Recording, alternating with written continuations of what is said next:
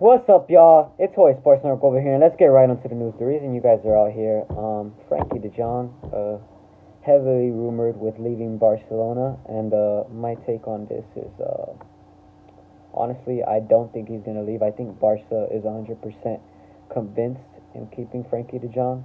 No matter what the rumors say, I feel like Barca will be reluctant to sell him, unless Frankie himself tells him that he wants to leave, and he's out if he wants to leave. But as I'm concerned, I haven't heard nothing regarded to that. But let's read what Fabrizio Romano said. Manchester United have not opened any talk to sign Frankie de Jong in January, despite rumors. Same for Paris Saint-Germain. Still quiet around Barca midfielder as of now, waiting to see what happens in the next months. So his future is up in the air. We don't know where he's going, or if he's staying. But if you have to ask me, I believe he will be staying at Barca. He is a Barca player. I think he will stay Barca player. I think he's committed. We'll see what happens. I could be wrong, but we'll see what happens.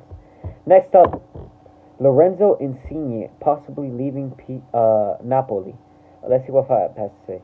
Lorenzo Insigne will be out of contract in June, so he's going to be leaving for free.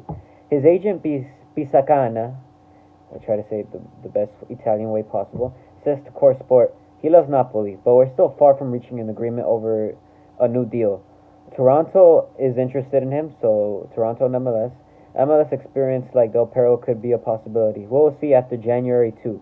So it is possible Insigne could be leaving Napoli for free. I don't think he'll go to a MLS club. It's too soon. I feel like I can still see him playing Europe. I know some big clubs over there in Europe probably want to grab him up, so that'll be interesting to see where he's heading. Next up, AS Monaco. Talking about, sorry if I say his name wrong, Tchouameni. Sorry, I probably butchered that, but he's a very good midfielder from AS Monaco, and there's a lot of big teams that want him. A lot of big teams in Europe. Let's see what my source Fab has to say about this. AS Monaco director Mitchell.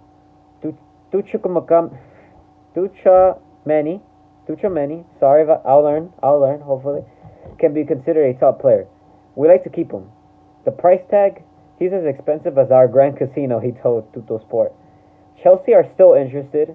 They know that he's no longer available for 40 to 45 million, which was last summer. Now his price kind of boosted up. Monaco's trying to get that cash. So, yeah, he's a big player. I wish Juve grabbed him, but hey, Juventus, who knows what we're up to these days. But he's a big midfielder. Expect for him to be on the move. I will be reporting on him where he goes. We'll see what happens. Next up, my Juventus update. I believe I updated you guys last time when we beat Salernitana. We beat Genoa 2-0. We won Malmo in the Champions League, and we got first place in the Champions League. Thank you, Chelsea, for fumbling that bag rightfully. But then disappointment. Oh my gosh, we tied a game that we were 100% supposed to win against Venezia. This is unacceptable. I mean. But hey, Allegri said he wants a striker and a midfielder in January. So I hope Juventus management gets their stuff together and we get working, because we just qualified for champions in the round 16 and getting first place. We got over 70 million for doing that. So I hope they get working this transfer window coming up. Next up, one that I kind of predicted and knew in my head ever since he got hired. Adam Schefter reports. Urban Meyer signed a 5-year contract with the Jaguars in January of 2021. He didn't make it to the 1-year mark. Bro didn't even last a year. I kind of knew this was going to happen. I feel like Urban, he's a great coach for college. He's a very good college coach, but the level of college football and NFL is just different, you know. There's levels to this, and not many successful college coaches succeed in that transition. Harbaugh is one of the rare cases that succeeded with the Niners, but I knew this was going to happen. I knew it. I mean, it's a tough situation. And it sucks because the Jaguars passed up on some really good coaches for this guy. But we'll see what happens with the Jaguars' next move on hiring a coach. Right now they're going to go with their interim coach. And we'll see who that next new coach is going to be. I'm pretty sure there's a bunch of good candidates out there. So I hope they hire the right guy. Next up, my fantasy football update. I'm pissed off. Tell me why I'm pissed off. Because I just lost my tight end. He's out for the whole season. TJ Hawkinson, my star tight end, he's going to get finger surgery and he's out for the whole season. So I'm messed up right there. And now it's playoffs. And on top of that, I have Connor, who's questionable. I have Darrell Henderson, who I'm not even sure is going to play. So right now, all my players are playing except my flex. I'm going to have to use Jared Cook at tight end. So it's going to be a tough week. In playoffs, there's 2 weeks, but we'll see what happens. Hopefully, I could pull up the win and go to the finals, man. Hopefully. I just lost my star tight end, but hopefully, man. Next up, my Dallas Cowboys update.